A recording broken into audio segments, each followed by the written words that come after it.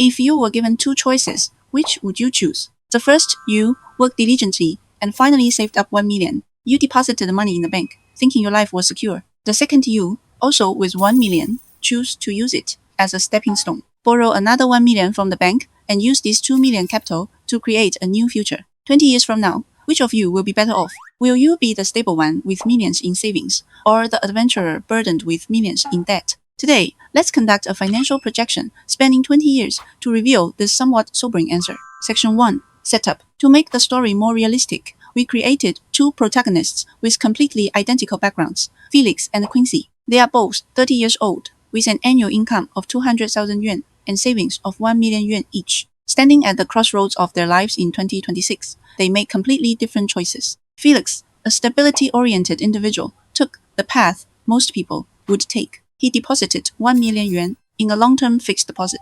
At a major bank, he felt that money was most secure. In the bank, earning interest every year, which provided a tangible sense of security. Adventurer Quincy chose a different path. He felt that relying solely on saving money would eventually lead to inflation, wiping him out. So, he used his 1 million yuan as capital to apply for a 1 million yuan loan from the bank, preparing to enter the asset market. In this way, his funds instantly turned into 2 million yuan. To make the projections more reliable, we need to set several key figures, which are based on the actual situation in recent years and general future predictions. First, deposit interest rates. Let's assume Felix, as long-term deposits yield an annualized compound interest rate of 1.8% in today as environment of continuously declining interest rates. This is already a very good figure. Second, loan interest rate. For Quincy's loan, we assume the comprehensive annualized interest rate is 4.5%. Third, return on investment. Quincy invests 2 million yuan into a portfolio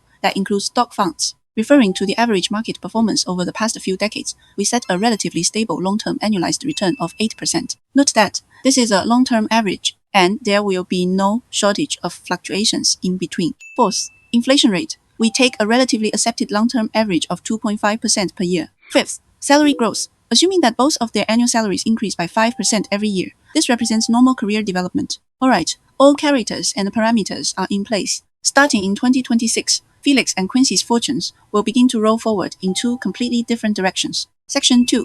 The 20-year wealth simulation. Year 1, early 2027. Let's look at the first year's battle situation. On Felix's side, everything remained calm. The initial investment of 1 million yuan had grown to 1,018,000 yuan after a year. The extra 18,000 yuan brought him immense peace of mind. Quincy's situation is much more complicated. His 2 million yuan investment at an 8% return has become 2.16 million yuan. However, he still has to pay interest on a 1 million yuan loan, which is 45,000 yuan. At the same time, to reduce risk, he has also decided to set aside 50,000 yuan from his salary each year to repay the loan principal. Let's do the math. For Quincy, total assets are 2.16 million. Total liabilities are 1 million in loans, minus 50,000 that has been repaid, leaving 950,000. Therefore, Quincy's net worth is 2.16 million minus 950, 0, 0, 0, which equals 1.21 million. After the first year of treatment,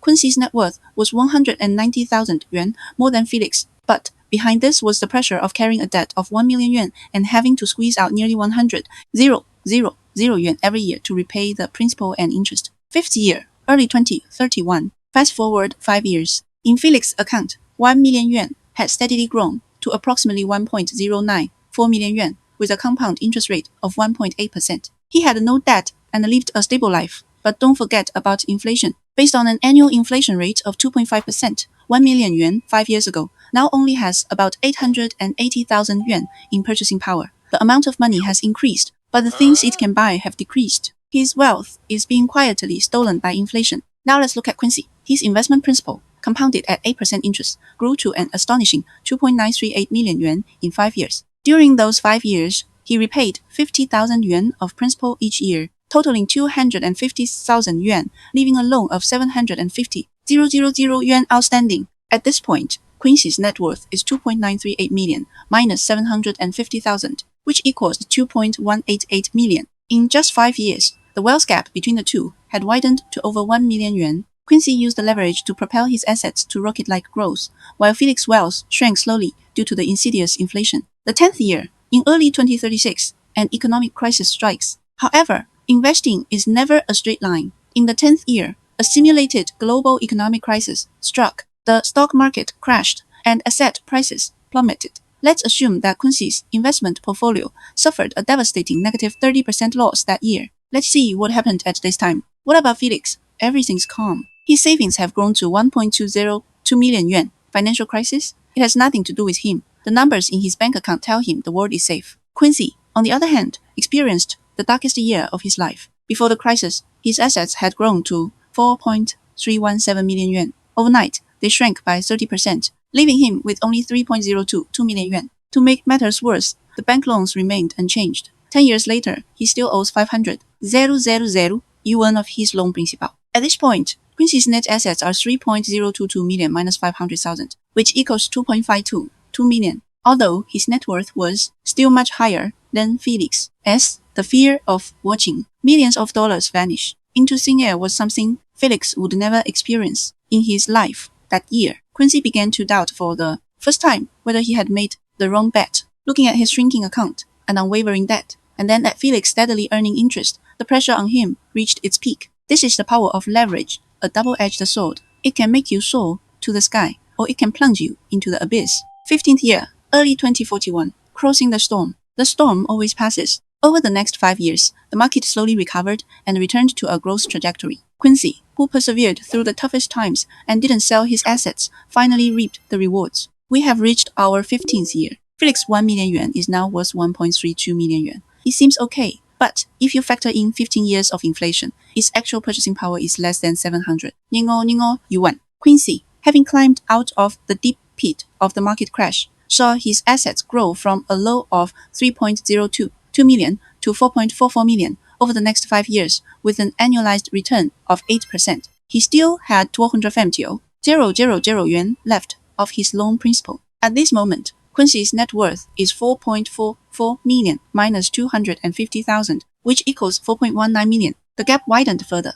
Quincy weathered the economic cycle with his perseverance. What seemed like a fatal blow during the crisis viewed over a 20-year period was merely a small ripple, and it was precisely because he held more assets that he reaped far greater benefits from the market rebound than Felix. Section 3. The Final Reckoning. The 20th year, early 2046, the end of life. Now, let's come to the end of this 20-year marathon. Let's look at Felix first. He steadily saved money for 20 years, and the number in his bank account eventually settled at 1.458 million yuan. His life was uneventful, stable, and peaceful. However, after 20 years of inflation, the purchasing power of this 1.458 million yuan is only equivalent to 888 yuan in 2029. You heard right. He painstakingly saved for 20 years, only to find that the purchasing power of his wealth is more than 10% less than it was 20 years ago. He gained a sense of security, but lost to the times.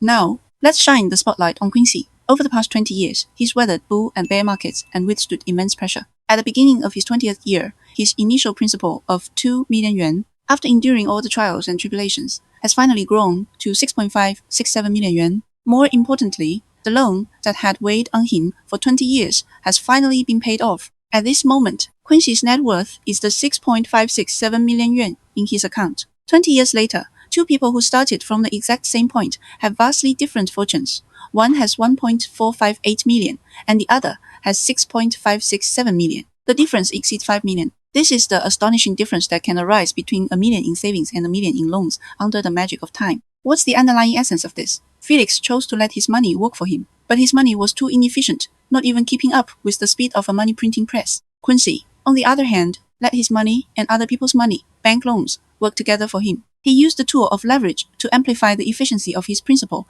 and seize the era's dividends of asset appreciation. After reading this, are you also tempted to apply for a loan right away? Hold on. We must be soberly aware that Quincy's success was built on several stringent prerequisites. First, he was able to borrow money at interest rates lower than the investment returns, which is called positive leverage. Second, he adhered to a long-term strategy for a full 20 years, refusing to sell assets when the market was at its most frightening. Third, he had a stable job, providing a steady stream of cash flow to repay loans and withstand risks. In the real world, investing with loans carries extremely high risks. If the investment returns are unsatisfactory or even result in losses, leverage can wipe out your own principal with disastrous consequences. This path is not suitable for everyone. It requires the risk tolerance to dance on a knife's edge, professional knowledge, and a very strong heart. Therefore, this comparison today is by no means an encouragement to borrow money to invest. On the contrary, we want to use this extreme example to review a wealth truth